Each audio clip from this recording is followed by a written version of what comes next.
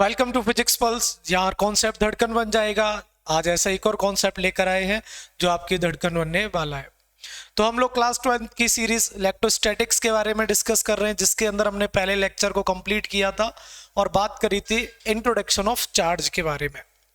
ये कैसे किसी भी एक न्यूट्रल ऑब्जेक्ट के पास चार्ज को लाया जाता है और किस प्रकार जब चार्ज आएगा तो वो अपना क्या इफेक्ट दिखाएगा और जिसकी वजह से कोई दूसरा चार्ज उस इफेक्ट को किस तरीके से एक्सपीरियंस करेगा, इसको हम अभी डिस्कस करेंगे, उसके इफेक्ट एंड एक्सपीरियंस को। लेकिन अभी हमने बस इतना देखा है पिछले लेक्चर के दौरान कि हमारा चार्ज किसी भी एक न्यूट्रल ऑब्जेक्ट पर कैसे इंट्रोड्यूस कराया जाता है और चार्ज की जो वैल्यू बनती है वो क्या बनती है। आज के हम टॉपिक में डिस्कस करेंगे कुछ विशेष बातें अबाउट चार्ज।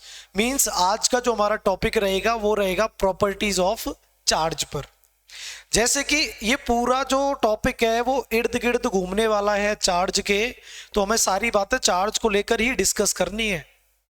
तो जैसे हमारे टॉपिक का जो राजा वो चार्ज है, तो चार्ज की आज हम पावर्स को जानेंगे, आज चार्ज के बिहेवियर को जानेंगे, आज हम चार्ज क्या कर सकता है या चार्ज की क्या टर्म एंड कंडीशंस हैं वो आज हम देखेंगे इस चैप्टर के दौरान। और यही टर्म एंड कंडीशंस पूरे चैप्टर के अंदर हमें हमारे कॉन्सेप्ट को बिल्ड करने में, हमारे न्यूमेरिकल्स को सॉल्व करने में बहुत हेल्प करेंगे। तो ऐसे समझ लो पूरा चैप्टर एक तरफ और ये चार्ज की प्रॉपर्टीज एक तरफ। तो आज मैं अपना लेक्चर स्टार्ट करता हूं with the concept of charge. We are going to discuss about the properties of charge। तो हमारी इलेक्ट्रोस्टैटिक जो सीरीज चल रही है, उस इलेक्ट्रोस्टैटिक सीरीज के अंदर हम लोग डिस्कस करने वाले हैं प्रॉपर्टीज ऑफ चार्ज को लेकर। तो प्रॉपर्टीज ऑफ चार्ज में हम लोग देखते हैं पहली प्रॉपर्टी क्या है। Properties of charge. हमारे पास में अब हमारी पहली प्रॉपर्टी क्या बनेगी? तो सबसे पहली प्रॉपर्टी चार्ज के लिए ये बोली जाती है, first property is charge has additive nature. Means अगर हमारा चार्ज किसी सिस्टम के पास है तो आप जैसे LKG UKG में सम सीखते हैं 1 + 1 2, 2 + 2 4, 4 + 4 8। सिंपल, ना कुछ आगे देखते ना कुछ पीछे देखते, आप आंख बंद करके ऐड कर देते हो। ऐसे ही चार्ज को ना आगे देखना ना पीछे देखना, जो चार्ज की वैल्यू तुम्हें दी गई है उसको हम सम कर लेंगे और उसको सम करने से हमें एक टोटल चार्ज सिस्टम पर पता चल जाएगा। मींस ये कहा जा रहा है कि चार्ज का एडिटिव नेचर होता है कि चार्ज को आप आराम से ऐड कर सकते हो। इसके लिए आपको किसी और बातों पर डिपेंड होने की जरूरत नहीं है। अगर इसका एडिटिव नेचर है तो मैं ये कह रहा हूं कि ये एक स्केलर क्वांटिटी है। तो एक ऐसी क्वांटिटी जिसकी मैग्नीट्यूड की आपको जरूरत है, इस क्वांटिटी को डायरेक्शन से कोई भी लेना देना नहीं है। अगर आप चार्ज को ऐड करने जा रहे हो और चार्ज डायरेक्शन पर डिपेंड होता दिखाई देता तो फिर बहुत प्रॉब्लम आती, हम सिंपली ऐड नहीं कर पाते। लेकिन आज इस प्रॉपर्टी की वजह से हम चार्ज को सिंपली ऐड कर सकते हैं। जैसे कैसे कि मेरे पास में एक आइसोलेट सिस्टम है। अब ये आइसोलेट सिस्टम क्या है आगे टॉपिक में आपको अच्छे से बता दिया जाएगा जब हम एक चार्ज की प्रॉपर्टी डिस्कस करेंगे, जिसमें हम बात करेंगे चार्ज इज कंजर्व्ड। अभी तो आप ऐसे समझ लो कि मेरे पास में क्लोज्ड सरफेस है।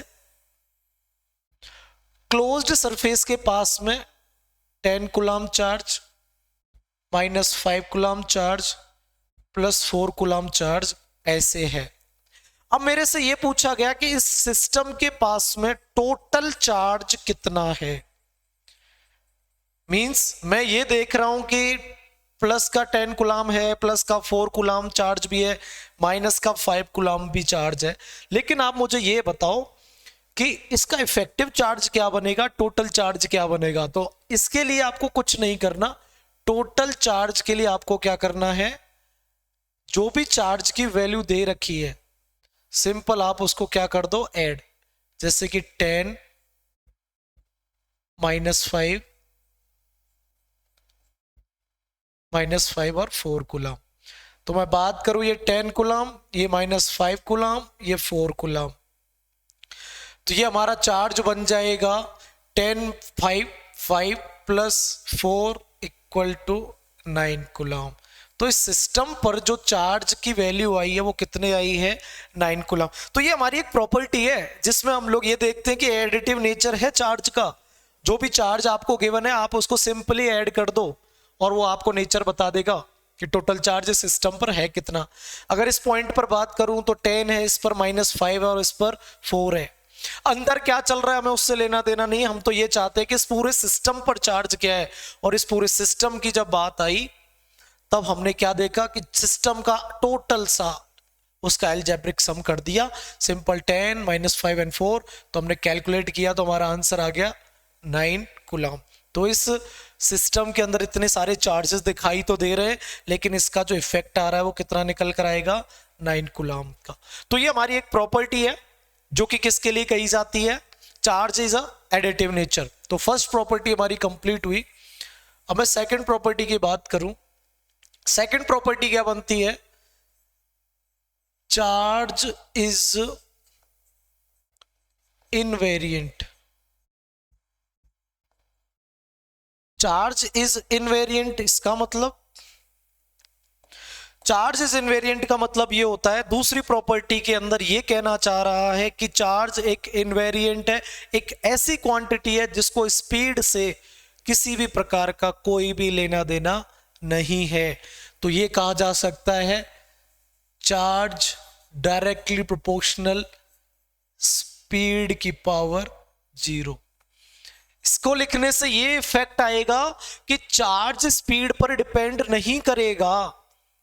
मींस अगर कोई चार्ज किसी पर 10 कूलम है, जब वो ऑब्जेक्ट रेस्ट में है, अब मैंने इस चार्ज को अपनी इस कार के अंदर बिठाया और इसको उठाकर मैंने यहां रख दिया और कार चलने लग गई, तो चलती हुई कार के अंदर चार्ज की वैल्यू क्या घटेगी, बढ़ेगी या फिर कोई फर्क नहीं पड़ेगा। तो भाई जो रेस्ट में वैल्यू थी वही वैल्यू मोशन में रहेगी। तो ये कहा जा सकता है कि charge in rest equal to charge in motion. हमारा जो चार्ज रेस्ट में है वही चार्ज हमारा मोशन में रहेगा। तो इसके लिए एक वर्ड और याद आता है, वो कहा जाता है charge does not depend on reference frame. Charge does not depend on, बेटा क्या, रेफरेंस फ्रेम। जैसे मैं बात करूं, अभी मैं आपके सामने ये एक ऑब्जेक्ट है और इस पर मैं बोलता हूं कि भाई इस पर 2 कूलम चार्ज है, ठीक है। आपके हिसाब से मैं पूछूं, आपके हिसाब से इस पेन की पोजीशन कुछ और है, मेरे हिसाब से पेन की पोजीशन कुछ और है। अगर आप इसको देख रहे हो तो क्या इस पर वैल्यू बदलेगी, नहीं बदलेगी। अब भी कितने 2 कूलम। अगर मैं किसी से बोलूं भाई आप ऊपर से देखकर बताओ इस पेन पर कितने कूलम चार्ज है, सर ऊपर से देख रहा हूं, मेहनत लगेगी, चार्ज की वैल्यू बढ़ानी पड़ेगी। बेटा चाहे ऊपर से देख, चाहे नीचे से देख, चाहे इधर से देख, चाहे उधर से देख, चार्ज की जो वैल्यू 2 कूलम है वही रहेगी। चाहे तो किसी एंगल से देख ले, कोई सा भी एंगल बना ले, फिर भी चार्ज इस पर कितना रहेगा, 2 कूलम रहेगा। तो चार्ज हमारा ना तो रेफरेंस फ्रेम पर डिपेंड कर रहा है और ना ही चार्ज हमारा मोशन पर डिपेंड कर रहा है। हाँ, वैल्यू चेंज नहीं होगी।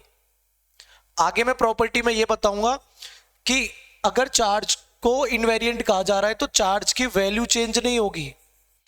चार्ज की जो वैल्यू है वो चेंज नहीं होगी, लेकिन एक चीज तो जरूर चेंज होगी, वो होगा चार्ज का इफेक्ट। जो चीज चेंज होगी वो होगा चार्ज का इफेक्ट।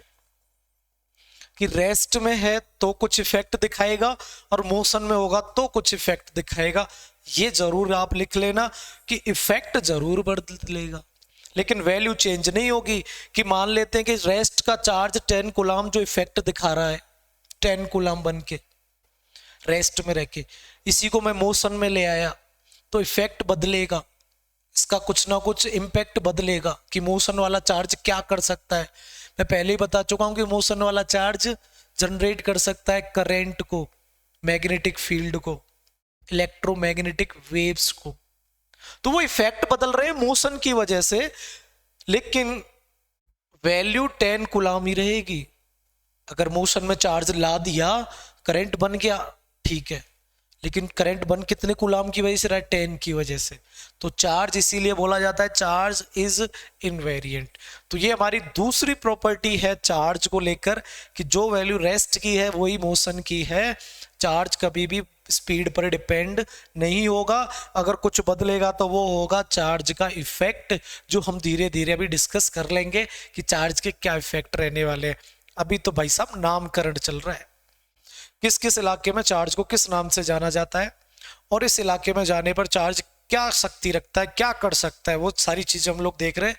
हमने देखा चार्ज को सिंपली ऐड कर लो, चार्ज को स्पीड से कोई लेना देना नहीं है।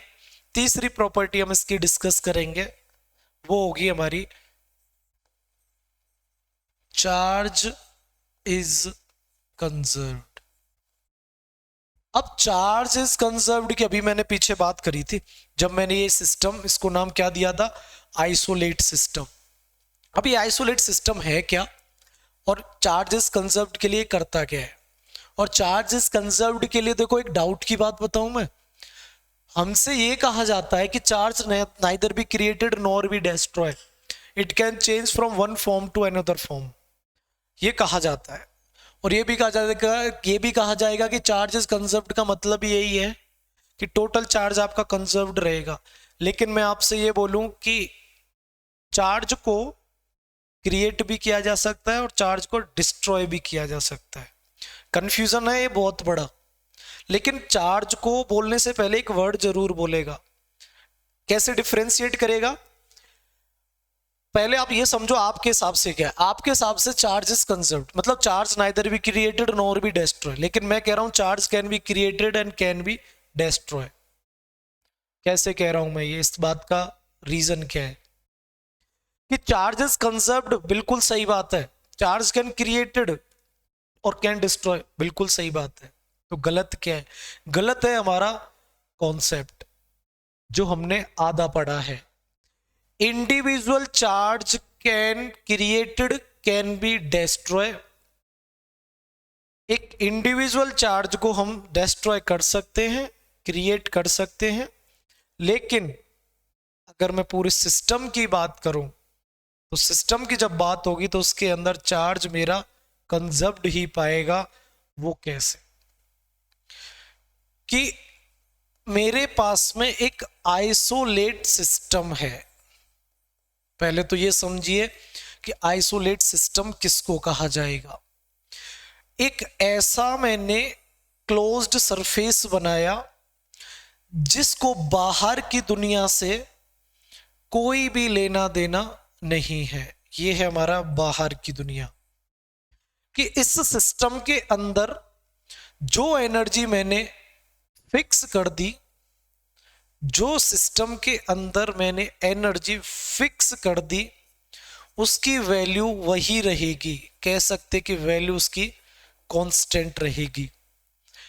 ना तो अंदर की एनर्जी बाहर को निकलेगी, ना ही बाहर की कोई एनर्जी का ट्रांसफर अंदर होगा। मैं कह सकता हूं कि मैंने एक ऐसा सिस्टम बना लिया जो कि आइसोलेट है, उसकी एनर्जी कांस्टेंट है। अब इस आइसोलेट सिस्टम के अंदर क्या देखा जा रहा है? इस आइसोलेट सिस्टम के अंदर देखा जा रहा है कि इस पर जो चार्ज था वो था 10 कूलम। इस पर जो चार्ज था वो कितना था? 10 कूलम। फिर हमने देखा इस पर चार्ज जो देखा गया वो देखा गया 10 कूलम। इस पर जो चार्ज देखा गया वो देखा गया 12 कूलम माइनस 2 कूलम। फिर से हमने इस पर चार्ज देखा कुछ समय बाद, 14 कूलम -4 कूलम। शुरुआत में टोटल चार्ज कितना था? 10 कूलम। देखो मैंने बोला था कि सिस्टम का जो चार्ज है वो कंजर्व रहेगा। इस आइसोलेटेड सिस्टम को मैंने कितने कूलम एनर्जी दी? 10 कूलम एनर्जी। तो इस पर 10 कूलम एनर्जी है। फिर कुछ मैं ऐसी प्रॉपर्टीज के साथ करूं कि मैंने इसके अंदर के चार्ज को चेंज करने की कोशिश करी, इंडिविजुअल चार्जेस चेंज करे। एक पर मैंने बनाया 12 कूलम और फिर दूसरी न्यूट्रल बॉडी पर मैंने बना दिया -2 कूलम। अगर मेरे पास में पहली प्रॉपर्टी की नॉलेज है, अगर मेरे पास में पहली प्रॉपर्टी की नॉलेज है कि चार्ज हैज एडिटिव नेचर, तो अगर मैं 12 कूलम और -2 कूलम को सॉल्व करता हूं तो इस सिस्टम पर चार्ज कितना आएगा? 10 कूलम। इस सिस्टम पर चार्ज कितना बन रहा है मेरा? फिर से 10 कूलम। तो इंडिविजुअल चार्ज तो चेंज हुए, individual charge can created can be destroy. 10 से क्या बनाया? 12 बनाया। वहीं दूसरी तरफ हमने -2 भी बनाया। कहने का मतलब है कि अंदर की ही एनर्जी से हमें यूज कर कर वैल्यू चेंज कर लेंगे, और जब वैल्यू चेंज करने के बाद फाइनल रिजल्ट की बारी आएगी तो रिजल्ट आपका वही आएगा जो आपको एनर्जी इस नेचर ने प्रोवाइड कराई है। और हमने इसको कितनी एनर्जी प्रोवाइड कराई है? 10 coulomb. Individual charge can be created can be destroy, but the charge of an isolated system, the conserved charge can not be change, can not be created, can not be destroy. अगर मैं तीसरे diagram की बात करूं तो यहां पर भी देखो फिर से मेरे चार्जेस की वैल्यू तो चेंज हुई, पॉजिटिव चार्ज फिर बढ़ा, लेकिन कहीं दूसरी तरफ उसको थामने के लिए रुक जा भाई, मेरी वैल्यू देखी गई 14 coulomb -4 coulomb equal to 10 coulomb. तो यहां पर भी टोटल चार्ज मेरा कितना बन रहा है? 10 कूलम। तो हर बार एक आइसोलेटेड सिस्टम के अंदर ये देखा जा रहा है कि जो रिजल्ट है उसका टोटल चार्ज, टोटल आउटपुट है वो 10 कूलम 10 कूलम, लेकिन individual charges can created can be destroy can be change. तो हम ये थ्योरी बहुत पूछी जाती है, क्वेश्चन पूछ लिया जाता है, is individual charges can created can destroy? Yes, but the charge of an isolate system cannot be created, cannot be destroyed, it is always conserved। ये हमेशा कैसी क्वांटिटी रहेगी? कंजर्व्ड। बस इतना याद कर लेना कि आइसोलेट का मतलब क्या है। अब आइसोलेट का मतलब और अच्छे से समझाता हूं मैं, अब आइसोलेट पर बात ही चल रही है। तो आइसोलेट सिस्टम, अब आइसोलेट सिस्टम क्या है?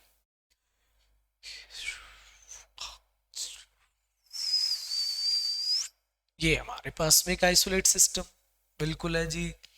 इस आइसोलेट सिस्टम के पास में चार्ज है 20 कूलम। कितना चार्ज है इसके पास में?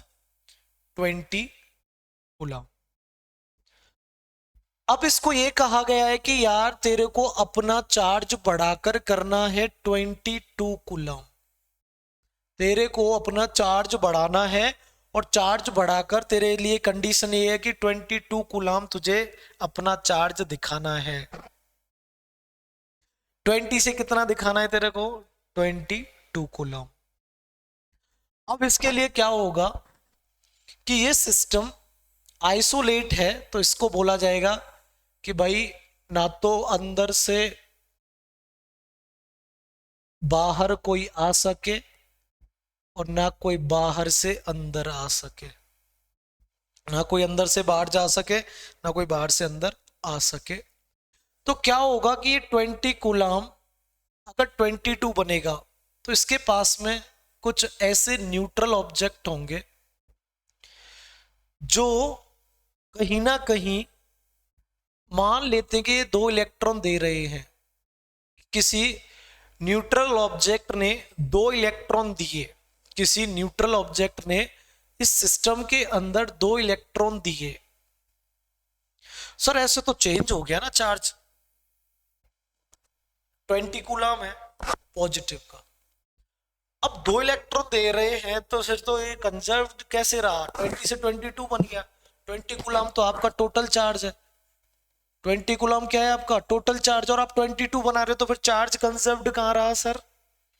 अरे भाई, अगर एक न्यूट्रल ऑब्जेक्ट इस सिस्टम के अंदर 2 इलेक्ट्रॉन दे रहा है तो कोई ऐसा सिस्टम भी तो होगा जो 2 इलेक्ट्रॉन को लेने वाला भी होगा। मींस जैसे देने पर इस पर पॉजिटिव बनेगा तो इस पर क्या बन जाएगा, नेगेटिव।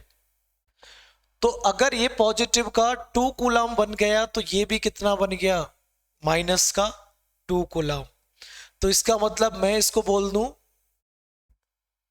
2 कूलम ये मिल गए मुझे, और ये मुझे मिल गया 20 कूलम, तो ये हो गया मेरा 22 कूलम। अभी मैं इलेक्ट्रॉन को कूलम की डेफिनेशन दे देता हूं कि 2 इलेक्ट्रॉन का मतलब 2 कूलम नहीं होता, वो समझाने के लिए आपको इस कॉन्सेप्ट को। तो ये हो गया मेरा 22 कूलम। लो कर दिया मैंने सिस्टम के चार्ज को ग्रेटर देन 20। लेकिन भाई आपने 22 तो कर लिया, बहुत अच्छी बात है, लेकिन आप ये देखना 22 कूलम और इधर माइनस का 2 कूलम, ये एल है, टोटल चार्ज फिर भी कितना 20 कूलम। तो ऐसा ही नेचर के अंदर हमारी एनर्जी का चेंजमेंट होता रहता है कि change from one form to another form. तो ऐसे ही हमारी जो एनर्जी है वो कंजर्व्ड बनी रहती है। अब ये तो एक आइसोलेट सिस्टम था, फिर से मैं रिपीट करूं कि अब इसको एक रूम मान लो, रूम की एनर्जी फिक्स कर लो, एक घर की एनर्जी फिक्स कर लो, फिर एक सिटी की एनर्जी फिक्स कर लो, फिर अपने कंट्री की एनर्जी फिक्स कर लो, फिर अपनी अर्थ की एनर्जी फिक्स कर लो, फिर अपनी गैलेक्सी की एनर्जी फिक्स कर लो, अपने फिर यूनिवर्स की एनर्जी फिक्स कर लो। अब हमारे पास यूनिवर्स में जो एनर्जी है हमारे को दी गई है, हम बस उसी एनर्जी को इधर से उधर घुमा रहे हैं और अपनी प्रॉपर्टीज डिफरेंट डिफरेंट देख रहे हैं। तो इस प्रकार हमारा चार्ज क्या होता है, कंजर्व्ड होता है। अच्छा, चार्ज कंजर्व्ड के लिए 2 बातें और बोली जाती हैं, वो अभी यहाँ डिस्कस नहीं करेंगे, वो हमारी अलग पार्ट, हमारी ब्रांच का टॉपिक है। Pair production and pair inhalation, ये 2 पॉइंट हैं जिनमें चार्ज कंजर्व्ड को बहुत अच्छे से सपोर्ट किया गया है कि चार्ज किस प्रकार कंजर्व्ड रहता है, ये बताया है। जैसे मैं आपको एक बताऊं, अभी क्या है कि इलेक्ट्रोस्टेट्स पढ़ रहे हो तो यहाँ पर ये डिस्कस नहीं होंगे चीज़ें, फिर भी समझ लेना, या 12th पढ़ रहे हो इस समय नवंबर में तो सबने ये चैप्टर तो कंप्लीट कर लिया होगा। पेयर प्रोडक्शन के अंदर क्या होता है, मेरे पास में एक फोटोन होता है। मैंने कहा था ना कि individual charge can be created, can be destroy, but total charge can not be created, can not be destroy system का। जैसे मेरे पास में एक फोटोन है, पेयर प्रोडक्शन के अंदर मैंने क्या देखा कि इसने बनाए इलेक्ट्रॉन और एक बनाया इसने पॉजिट्रॉन। अगर मैं इस फोटोन को देखकर बात करूं, अगर मैं इस फोटोन को देखकर बात करूं तो मुझे ये लग रहा है कि जब एक फोटोन था तब इलेक्ट्रॉन तो नहीं था, फोटोन था तब कोई पॉजिट्रॉन तो नहीं था, जब फोटोन था तो कोई इलेक्ट्रॉन नहीं था, तब फोटोन था तो कोई पॉजिट्रॉन नहीं था। मींस मैंने चार्ज बनाए, मैंने चार्ज बनाए। बट इन दोनों को मैं देखूं तो इनकी वजह से रिजल्ट क्या आ रहा है मेरा, फिर से 0। भाई इनका जो रिजल्ट निकल के आएगा तो वही सेम आएगा, क्योंकि ये तो पहले भी नहीं था, ये अब भी नहीं है, क्योंकि एक पॉजिटिव का और एक नेगेटिव का। तो इस पेयर प्रोडक्शन से हमें चार्ज कंजर्व्ड की वैल्यू देखी जाती है कि भले हमने इस प्रोसेस से एक इलेक्ट्रॉन एक पॉजिट्रॉन तो बनाए, लेकिन टोटल चार्ज तो फिर भी कैसा रहा, कंजर्व्ड रहा। इनहेलेशन में हम लोग क्या कर लेते हैं, एक इलेक्ट्रॉन एक पॉजिट्रॉन को ऐड करके बना लेते हैं कितने फोटोन, 2 फोटोन। तो ये हमारे लॉ ऑफ कंजर्वेशन को डिनोट करता है। तो ये हमारा pair production and pair inhalation. आप तो बस इतना समझना कि ऐसी कौन सी थ्योरी है जो सबसे ज्यादा चार्ज इज कंजर्व्ड की गवाही देती है, that is known as pair production and pair inhalation. तो ये हमारी 2 प्रॉपर्टीज और भी हैं। तो आइसोलेट सिस्टम, आई होप आप अंडरस्टैंड, आप समझ चुके हैं। Are you all understand about this topic? Now we are going to the 4th property, that is known as quantization. खतरनाक प्रॉपर्टी है, शानदार प्रॉपर्टी है, क्वांटाइजेशन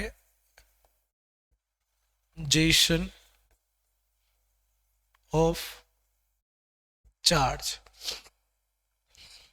थोड़ा सा कॉन्सेप्ट बिल्ड हो रहा है क्या? होगा अभी, धीरे धीरे बने रहना है, पूरा चैप्टर पढ़ लेना, मजा आने लग जाएगा धीरे धीरे धीरे धीरे। आपको पढ़ाएंगे इतने जीरो लेवल से पूरा हीरो लेवल तक। तो फोर्थ प्रॉपर्टी पर हम बात करते हैं, that is known as quantization of charge. तो क्वांटाइजेशन ऑफ चार्ज एक प्रॉपर्टी है। क्या आपने क्वांटाइजेशन वर्ड 10th से जब 12th तक आए तो किसी और फिजिकल क्वांटिटी के साथ लगा हुआ देखा था क्या? Quantized word. अगर चार्ज को क्वांटाइज्ड कहा जा रहा है तो इसके पीछे कोई तो राज होगा। अगर चार्ज को क्वांटाइज्ड बोला जा रहा है या क्वांटाइजेशन ऑफ चार्ज हम कर रहे हैं तो क्वांटाइजेशन होता क्या है? क्यों चार्ज को ये क्वांटाइजेशन नाम दिया गया? अगर मैं क्वांटाइजेशन वर्ड को समझूं, क्वांटाइजेशन वर्ड को ही समझूं, तो क्वांटाइजेशन क्या होता है? क्या चीज है ये क्वांटाइजेशन? क्वांटाइजेशन एक ऐसी प्रॉपर्टी है, एक ऐसी प्रॉपर्टी है, इज दैट प्रॉपर्टी, एक ऐसी प्रॉपर्टी है कि जिसके अंदर किसी फिजिकल क्वांटिटी की वैल्यू कंटिन्यूअस फॉर्म में नहीं मिलेगी। कोई भी फिजिकल क्वांटिटी अपनी कंटिन्यूअस फॉर्म में वैल्यू नहीं देगा, वो डिस्क्रीट फॉर्म में, बंडल्स की फॉर्म में, पैकेट्स की फॉर्म में अपनी एनर्जी को ट्रांसफर करेगा या अपने पास वो वैल्यू रखेगा। क्वांटाइज्ड वो फिजिकल क्वांटिटी होगी, क्वांटाइज्ड वो फिजिकल क्वांटिटी होगी जिसके अंदर उस फिजिकल क्वांटिटी की वैल्यू एक कंटिन्यूअस फॉर्म में नहीं मिलेगी, वो अपने इंटीजर मल्टीपल में मिलेगी। कैसे मल्टीपल में? इंटीजर मल्टीपल में। इंटीजर मल्टीपल का मतलब ये हो गया कि वो क्वांटिटी ना तो डेसिमल में होगी, ना वो क्वांटिटी फ्रैक्शन में होगी। अगर वो क्वांटिटी होगी तो होगी अपने इंटीजर मल्टीपल में, नॉर्मल मल्टीपल में नहीं, ना किसी फ्रैक्शन में और ना ही किसी डेसिमल में। ऐसी फिजिकल क्वांटिटी जिसका कंटिन्यूअस फॉर्म पॉसिबल नहीं है, उस फिजिकल क्वांटिटी को हम क्वांटाइज्ड नहीं बोल सकते। क्वांटाइज्ड उसी फिजिकल क्वांटिटी को बोला जाएगा जिसका ट्रांसफर पैकेट्स की फॉर्म में हो, बंडल्स की फॉर्म में हो और अपने इंटीजर मल्टीपल की फॉर्म में हो। लेकिन क्वांटाइजेशन की दो डिमांड है, डिमांड 1, डिमांड 2, कि मान लिया कि फिजिकल क्वांटिटी पैकेट्स में या बंडल में ट्रांसफर होगी तो क्वांटाइजेशन वही क्वांटिटी होगी जो अपने पास में अपनी मिनिमम वैल्यू रखेगी और मिनिमम वैल्यू वो फिक्स होगी। ऐसा नहीं है कि 2025 में कुछ है, 26 में कुछ हो, नवंबर में कुछ है, दिसंबर में कुछ हो। समय के साथ, वक्त के साथ वैल्यू नहीं बदलेगी उस फिजिकल क्वांटिटी की, या फिर देश के साथ, शहर के साथ वैल्यू नहीं बदलेगी। उसकी एक मिनिमम पॉसिबल वैल्यू होगी, उससे नीचे अपनी औकात नहीं गिराएगी। कि एक मिनिमम वैल्यू हम फिक्स कर देते हैं और उससे नीचे उसकी वैल्यू नहीं जाएगी तो हम उसको बोलेंगे मिनिमम फिक्स वैल्यू। तो वो क्वांटाइजेशन की कैटेगरी में आ रही है फिजिकल क्वांटिटी। और जब वो मिनिमम है तो उसका जो ट्रांसफर होगा वो उसका इंटीजर मल्टीपल होगा। कैसा होगा? इंटीजर मल्टीपल फॉर्म में होगा। मींस उस क्वांटिटी की ना तो कोई डेसिमल फॉर्म मिलेगी और ना ही उसकी कोई फ्रैक्शन फॉर्म मिलेगी। अगर ये बातें आप फुलफिल कर सकते हो तो वो चीज कैसी है? क्वांटाइज्ड। मैंने ये काट दिए क्योंकि ऐसी फॉर्म में हमारी वो फिजिकल क्वांटिटी देखी नहीं जाती। तो भाई चार्ज को अगर क्वांटाइजेशन बोला जा रहा है, चार्ज को अगर क्वांटाइजेशन बोला जा रहा है तो क्या चार्ज अपनी दो कंडीशन फुलफिल करता है? क्या चार्ज की मिनिमम पॉसिबल वैल्यू है? क्या चार्ज की मिनिमम पॉसिबल वैल्यू है? सबसे चिंता का विषय क्या है? अगर है तो क्या चार्ज का ट्रांसफर अपने इंटीजर मल्टीपल में होता है क्या? अगर ऐसा है तो भाई वो चीज क्वांटाइजेशन। तो चार्ज का जो मिनिमम पॉसिबल वैल्यू बोला जाएगा वो बोली जाएगी क्वांटा। उसको हम क्या बोल सकते हैं? क्वांटा। मींस कुछ भी नहीं है, चार्ज की मिनिमम पॉसिबल वैल्यू को क्वांटा बोला जाएगा। और इस मिनिमम पॉसिबल को बताने वाले थे हमारे मिल्कन्स, जिन्होंने अपना एक ऑयल ड्रॉप एक्सपेरिमेंट किया था, जिसके दौरान एटमाइजर की मदद से ऑयल के पार्टिकल्स को इतना फाइन ब्रेक किया था कि उसके ऊपर के चार्ज की स्टडी करके एक मिनिमम पॉसिबल वैल्यू निकाली थी 1.6 इंटू 10⁻⁻19 कूलम। चलो भाई, चार्ज ने पहली कंडीशन तो फुलफिल कर दी क्वांटाइजेशन के लिए कि मिनिमम पॉसिबल वैल्यू पॉसिबल है, जो कि कितनी होती है 1.6 इंटू 10⁻⁻19 कूलम। इससे नीचे चार्ज नहीं गिरेगा। तो यही हमारा बन गया था चार्ज ऑन इलेक्ट्रॉन।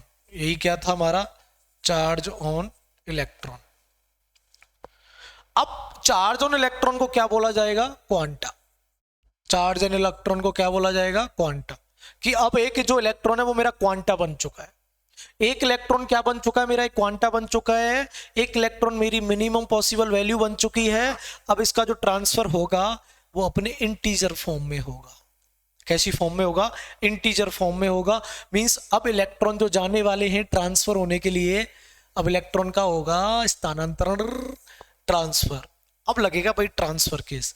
तो अब इलेक्ट्रॉन जो ट्रांसफर होने वाले हैं, तो ये मत बोल देना कि इलेक्ट्रॉन का ट्रांसफर हो गया 1.2, इलेक्ट्रॉन जा रहे हैं भैया 3/4 मीन्स 3/4 मीन्स 3/4। अब मत बोल देना कि एक इलेक्ट्रॉन ट्रांसफर हो रहा है तो इसका मतलब है वो डेसिमल में होगा या फ्रैक्शन में होगा।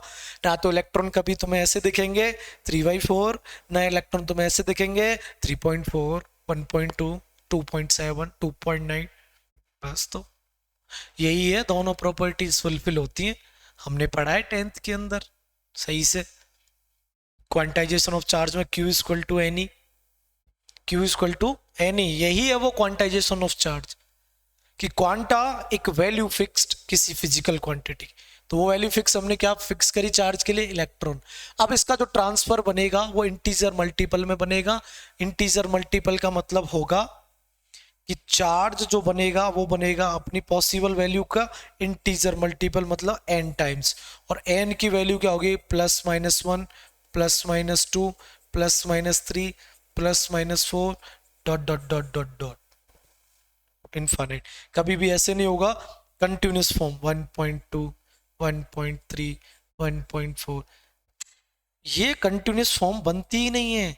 पैकेट्स बनेंगे, बंडल बनेंगे, 1 ले जाओ, 2 ले जाओ, 3 ले जाओ, 4 ले जाओ, कंप्लीट। जैसे अगर मैंने 10 लोगों को बुलाया, मैंने कहा भाई ये काम करवाना है, आप 10 लोग आ जाइए। मैंने बोला यार अब मेरा मन नहीं है, आप एक काम करो 9.5 आ जाओ। मैं पागल है क्या? भाई काम करवा रहा है कि दिमाग खराब कर रहा है? 9.5 आदमी आ कैसे जाएंगे? ये भी तो कोई मर्जी है। नहीं भाई मैं तो 10 लोगों के हिसाब से पैसा नहीं दे सकता, मैं तो 9.5 के हिसाब से दे सकता हूँ कि एक आधा आदमी काट कर ले आओ, काम कर जाओ, मुझे इतने की जरूरत है। तो ऐसे एक इंसान का हम जब काउंटिंग करेंगे तो कंप्लीट करेंगे यार।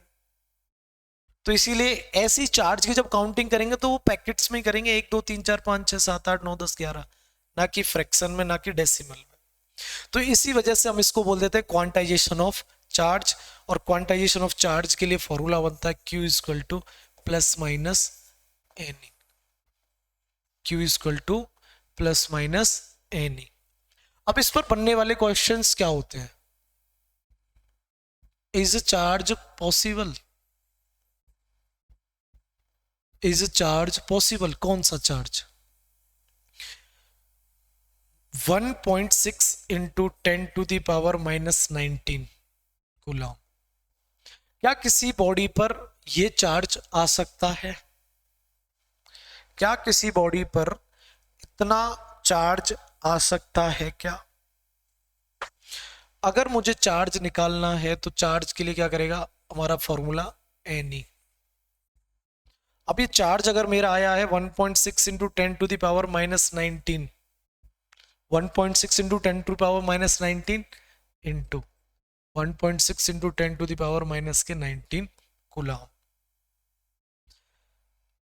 अगर ये चार्ज मेरा बन रहा है 1.6 into ten to the power minus 19 coulomb, तो ये किसकी वजह से आएगा एन ई। तो 1.6 into ten to the power minus के 19 divide by 1.6 into ten to the power minus 19 equal to n number of electron एक। तो नंबर ऑफ इलेक्ट्रॉन पर चार्ज हमारा कितना होता है? इतना ही तो होता है भाई। ये चार्ज तो पॉसिबल है। फिर मेरे से पूछा गया कि बताओ क्या ये चार्ज पॉसिबल है? यार सर आप कर क्या रहे हो? अभी तो आपने बोला यहां पर एन की वैल्यू कितनी आ गई? 1। अभी तो आपने बोला सर कि चार्ज डेसिमल में या फ्रैक्शन में नहीं होगा, तो ये डेसिमल में है ना वैल्यू, आपने कैसे पॉसिबल कर दी? अरे भाई कंफ्यूज मत हो, this is the value of Q, और क्यू की वैल्यू आएगी एन की वजह से। तो एन फाइंड करना है, एन या आएगा तो 1 या तो 2 या 3। इधर दिमाग लगा, ना कि इसको देखने पर। इसको मत देख। अब इसको अगर तूने उठाया तो फिर से इसको देख कि ये कितने इलेक्ट्रॉन्स की वजह से चार्ज बना है, कि ये चार्ज है क्यू और किसी नंबर ऑफ इलेक्ट्रॉन्स की वजह से बना होगा। अब ये देखना जो एन की वैल्यू आएगी वो वैल्यू कहीं मेरी डेसिमल में तो नहीं है, कहीं मेरी फ्रैक्शन में तो नहीं है, ये ध्यान रख। अगर डेसिमल फ्रैक्शन में है तो ये वाला चार्ज पॉसिबल नहीं होगा। तो चेक कर लेते हैं क्या पॉसिबल है या नहीं है। तो Q equal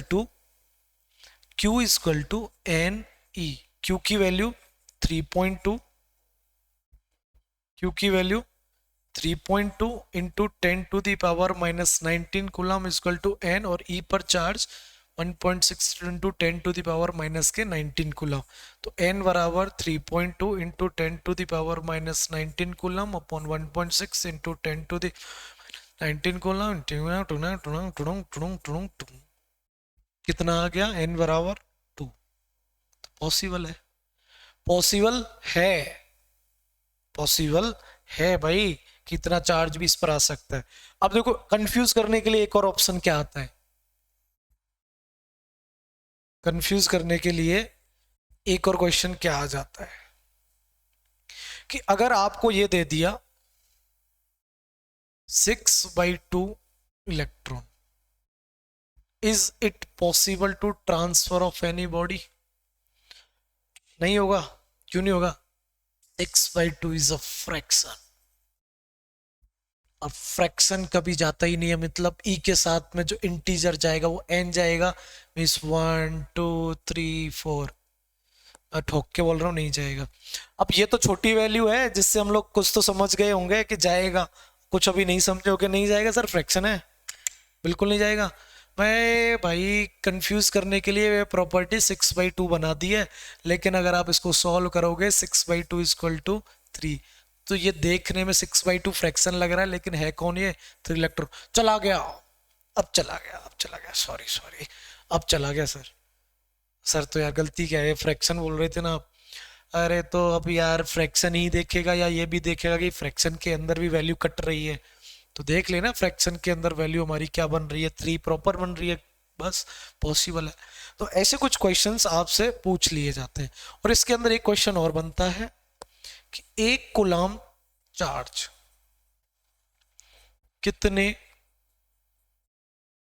number of electron की वजह से बनता है?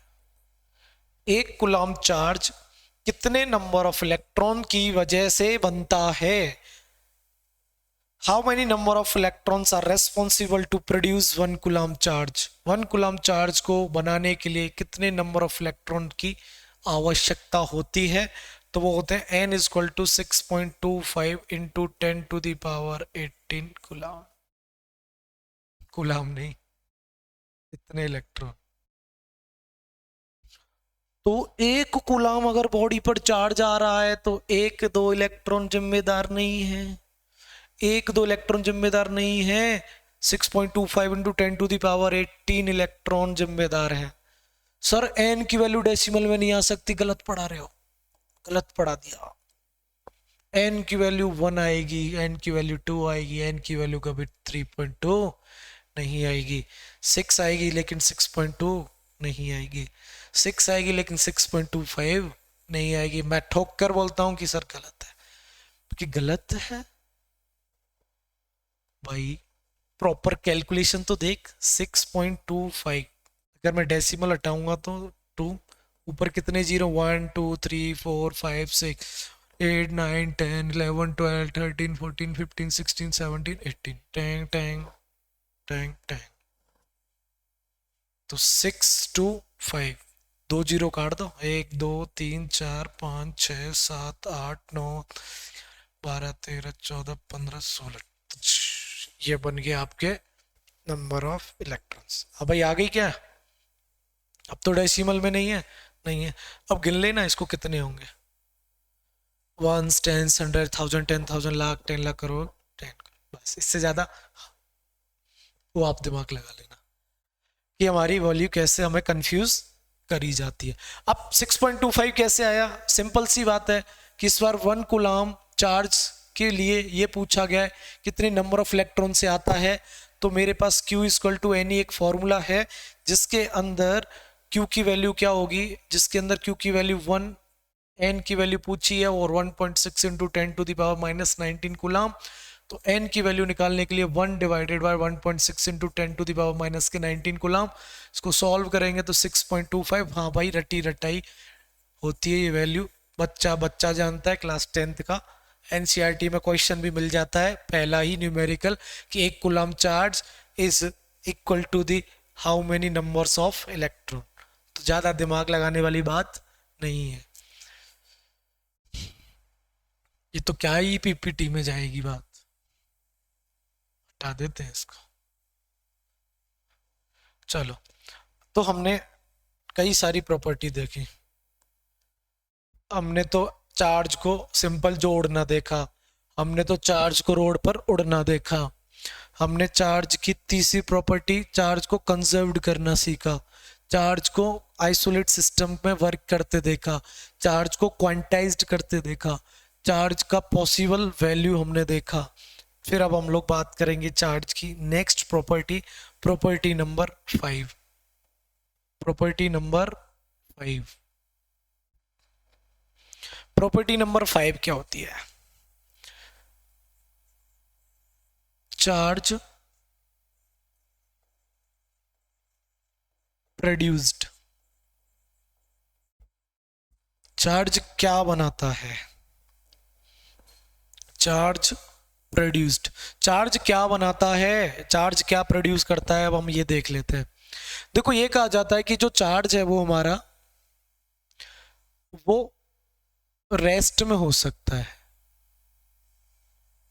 मींस चार्ज के पास जो वेलोसिटी है वो क्या हो सकती है, 0।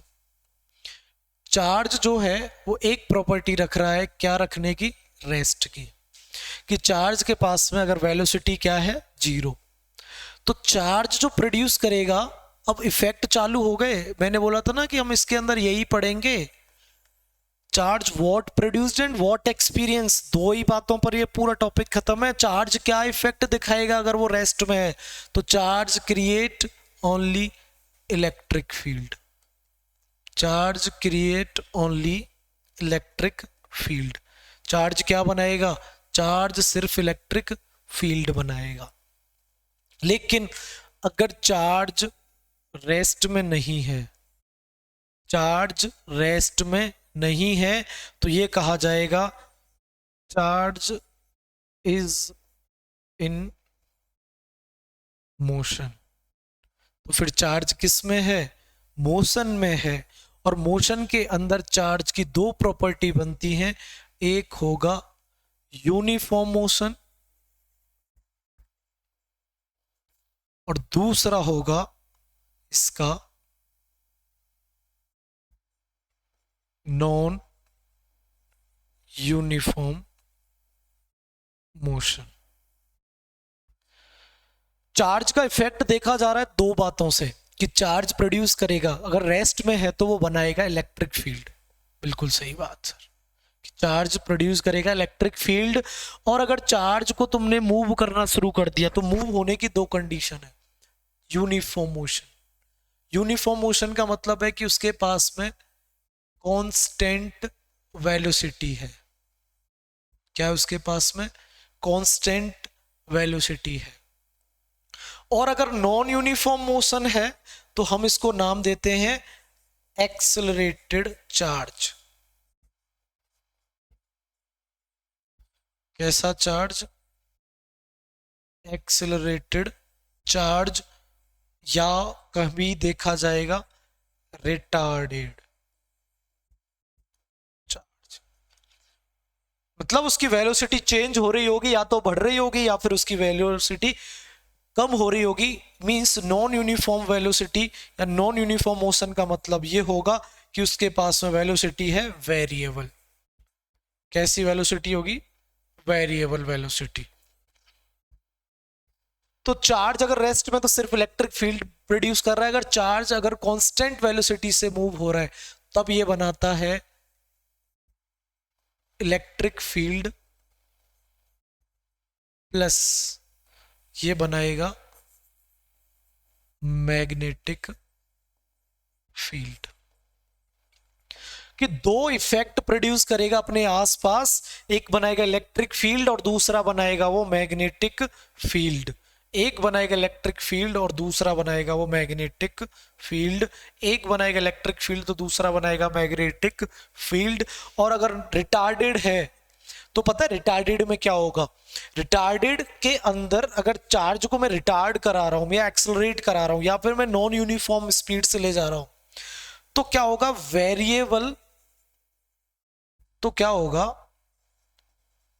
वेरिएबल इलेक्ट्रिक फील्ड बनेगा। क्या बनेगा? एक वेरिएबल इलेक्ट्रिक फील्ड बनेगा कि इलेक्ट्रिक फील्ड मेरा बदल रहा है। और जब इलेक्ट्रिक फील्ड वेरिएबल बनेगा तो फिर जो इसकी वजह से मैग्नेटिक फील्ड बनता है वो भी कैसा बनेगा? वेरिएबल। इलेक्ट्रिक फील्ड के बदलने से भी हमारा क्या बदल रहा है? बी बदल रहा है। और इसका इफेक्ट हम आगे पढ़ेंगे कॉन्सेप्ट में, चैप्टर्स में, कि इलेक्ट्रिक फील्ड को कैसे वेरिएबल तरीके से इंट्रोड्यूस कराकर हम मैग्नेटिक फील्ड को इंट्रोड्यूस कराते हैं। और जब ई बदले और जब बी बदले तो इन दोनों की वजह से एक और चीज का जन्म होता है। दोनों के बदलने से एक नई चीज बनती है, that is known as electromagnetic wave. माहौल पूरा वेवी, कि EMW इलेक्ट्रोमैग्नेटिक वेव, जो पूरा 12th के अंदर एक चैप्टर है जिसके अंदर उनके बनने के पीछे का रीजन है accelerated charge, either retarded charge, means एक नॉन यूनिफॉर्म मोशन करता हुआ चार्ज्ड पार्टिकल। तो चार्ज की मैंने तीन फॉर्म देखी कि चार्ज की तीन फॉर्म क्या बनी। अगर रेस्ट में है तो सिर्फ इलेक्ट्रिक फील्ड बनाएगा, मोशन में है तो वो मोशन कौन सा? यूनिफॉर्म मोशन या फिर नॉन यूनिफॉर्म मोशन। यूनिफॉर्म है तो simple electric field plus magnetic field बनाएगा, और नॉन यूनिफॉर्म है तो बनाएगा हमारा इन दोनों के साथ में EMW। तो ये हमारी प्रॉपर्टी, चार्ज क्या प्रोड्यूस कर सकता है। लास्ट एंड फाइनल प्रॉपर्टी हमारी डिस्कस करेंगे समय को ध्यान में रखते हुए, वो प्रॉपर्टी है, वैसे हमने पीछे बात कर ली है इसकी, फिर भी हम आज देख लेते हैं, कि मास की डिपेंडेंसी चार्ज पर, मास की डिपेंडेंसी चार्ज पर, इस चार्ज कैन एग्जिस्ट विदाउट मास। क्या बिना मास के कैन चार्ज, क्या बिना मास के चार्ज रह सकता है? कि ये कंडीशन क्या बनती है? किसी ऑब्जेक्ट के पास में मास है, m0 का मतलब क्या है? कि उसके पास में मास है। तो ये भी कंडीशन बनती है कि उसके पास में चार्ज भी होगा। दूसरी कंडीशन हम क्या देखते हैं कि किसी ऑब्जेक्ट के पास में मास है लेकिन चार्ज नहीं है। कौन सी बात इन तीनों में से सही बोली जाएगी? जो तीनों ऑप्शन है। चौथी बात क्या बोली जाती है? मास 0 लेकिन चार्ज है। अब मैं तीनों को कंपेयर करके ये देखूं कि कौन किस पर डिपेंड हो रहा है, तो मुझे अपने आप पता चल जाएगा कि चार्ज की क्या डिपेंडेंसी है। क्या ऐसा कभी पॉसिबल है किसी ऑब्जेक्ट के पास में मास भी हो और चार्ज भी हो? हाँ, हमारे प्रोटॉन और इलेक्ट्रॉन, उनके पास में, दोनों के पास में मास भी है और चार्ज भी है। अब क्या कोई ऐसी ऑब्जेक्ट है जिसके पास में मास तो है लेकिन चार्ज नहीं है? न्यूट्रॉन। क्या न्यूट्रॉन एक ऐसा पार्टिकल नहीं है जिसके पास में मास तो होता है लेकिन चार्ज के नाम पर धब्बा है, चार्ज के नाम पर वो 0 है? क्या कभी ऐसी कंडीशन देखी है कि मास 0 हो लेकिन चार्ज हो? अरे तो भैया चार्ज कौन लेकर आएगा? ऐसा कौन सा पार्टिकल है जो कि मास नहीं रखेगा? चार्ज लाने वाले तो हमारे पार्टिकल चार्ज कैरियर अभी इलेक्ट्रॉन बोले जा रहे हैं, और इलेक्ट्रॉन का तो खुद का मास होता है। तो ये वाली कंडीशन तो कभी पॉसिबल नहीं है। तो ये कंडीशन तो जरूर बन जाएगी कि मास भी है चार्ज भी है, मास भी है चार्ज नहीं है। लेकिन क्या ऐसा हो रहा है? चार्ज है लेकिन मास नहीं है। ऐसा कभी नहीं हो रहा, तो इसीलिए बोला जाता है कि mass can not exist, sorry, charge can not exist without mass. तो इसी के साथ हमने कुछ प्रॉपर्टी सिंपल सी डिस्कस करी, और आई होप, मैं आशा करता हूं कि आपकी अंडरस्टैंडिंग बनाने में थोड़ी ये मदद करेंगे। ऐसे ही पूरे चैप्टर को स्मूथ वे में और आराम से लेते हुए हम लोग खत्म करेंगे जल्दी से जल्दी टॉपिक को। तब तक के लिए स्टे ट्यून, लाइक कर दें, सब्सक्राइब कर दें, कमेंट जरूर छोड़ें यार, जिससे हमें मोटिवेशन मिलता है कि आपके लिए वीडियो हम लोग लेकर आए।